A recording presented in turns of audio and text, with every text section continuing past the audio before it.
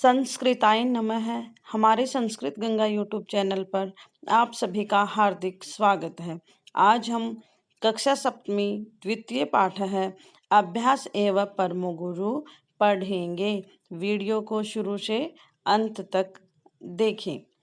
देखिए, ये बहुत ही सुंदर और प्रेरणादायक कहानी है जिसमें एक अकुशल छात्र भी बार बार अभ्यास करने के बाद अपनी कक्षा में विशिष्ट स्थान को प्राप्त करता है। सभी ध्यानपूर्वक सुनिए और प्रेरणा लेकर अपने जीवन में अपनाइए। कश्चित बालः आसीत्, कोई बालक था। स बंग प्रदेशे एकस्मिन् विद्यालये पठति स्म। वह बंगाल प्रदेश के एक विद्यालय में पढ़ता था। स अतीव जिज्ञासु आसीत्, वह पढ़ने में बहुत इच्छुक था, जिज्ञासु था।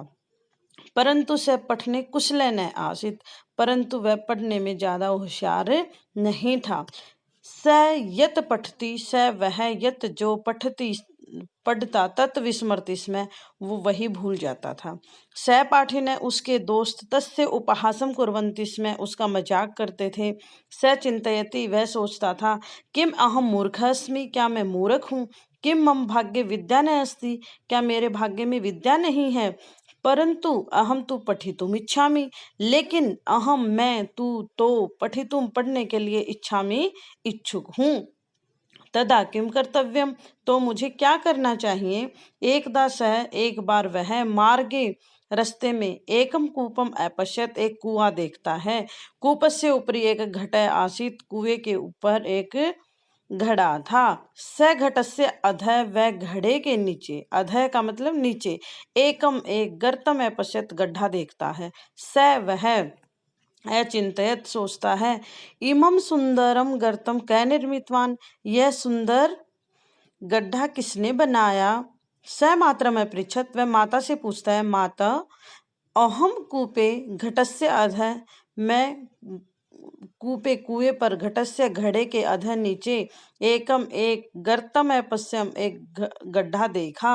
तम गर्तम कै निर्मितवान, उस गड्ढे को कै कौन निर्मितवान बनाया। माता वदत, पुत्र बेटा प्रतिदिन भूयो भूय है, बार बार घट स्थापने घड़ा रखने से स गर्त निर्मित है। चित्र में आप उदाहरण देख सकते हैं। स बाल विचार मग्न भवत, वह बालक सोच विचार करने लग जाता है। स अचिंतयत, वह सोचता है, यदि भूयो भूय बार बार घट स्थापने घड़ा रखने से पाषाण शिलायाम पत्थर के ऊपर गर्त भवत गड्ढा हो सकता है। तदा किम, क्या पुनः पुनः पठनेन बार बार पढ़ने से मम मति, मेरी बुद्धि तीव्र न भविष्यति, तेज नहीं हो जाएगी। इति विचार्य, यह सोचकर स वह विद्या अभ्यासे, विद्या में संलग्न भवत, संलग्न हो जाता है, लगन के साथ पढ़ना प्रारंभ कर देता है। स वह पुनः पुनः बार बार पाठान, पाठों को अपठत पढ़ता है। पुनः पुनः लेखन से, और बार बार लिखने का, अपि का मतलब होता है भी, अभ्यासम अकरोत, अभ्यास करता है। उस गड्ढे को देखकर उससे प्रेरणा लेकर कि एक पत्थर के ऊपर भी निशान हो सकता है, तो मेरी मति भी, मेरी बुद्धि भी बार बार अभ्यास करने से तेज हो जाएगी। इसलिए बार बार वह लिखने का और पढ़ने का अभ्यास करता है। शनै शनै से बुद्धिमान भवत, धीरे धीरे लगातार अभ्यास करने से वह बुद्धिमान हो जाता है। स वह परीक्षायाम, परीक्षा में विशिष्टम स्थानम प्राप्तवान, विशिष्ट स्थान प्राप्त करता है। अधुना तस्य सहपाठिनः, अधुना अब, तस्य उसके, सहपाठिनः मित्र, तस्य उपहासम न कुर्वन्ति, उसका उपहास मजाक नहीं करते। अपितु आदरम कुर्वन्ति, अपितु उसका आदर करते हैं। सत्यमेव अस्ति, इसलिए सची कहा गया है।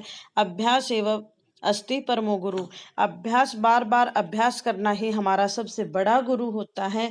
इसलिए कभी भी किसी को हताश निराश नहीं होना चाहिए। जब कोई भी एक चीज हमें नहीं आती है तो उसका बार बार पढ़ने का और लिखने का हमें अभ्यास करना चाहिए। शब्दार्थ देखिए, विस्मृति में भूलता था, गर्तम गड्ढा, निर्विद्वान बनाया, अधः नीचे, भूयो भूय बार बार, घट स्थापने घड़ा रखने से, पाषाण शिलायाम पत्थर की शिला पर। तो प्रिय बच्चों, आपने, मुझे उम्मीद है, इस कहानी से शिक्षा ली होगी और अब बार बार पढ़ने का और लिखने का अभ्यास अवश्य करेंगे। धन्यवाद।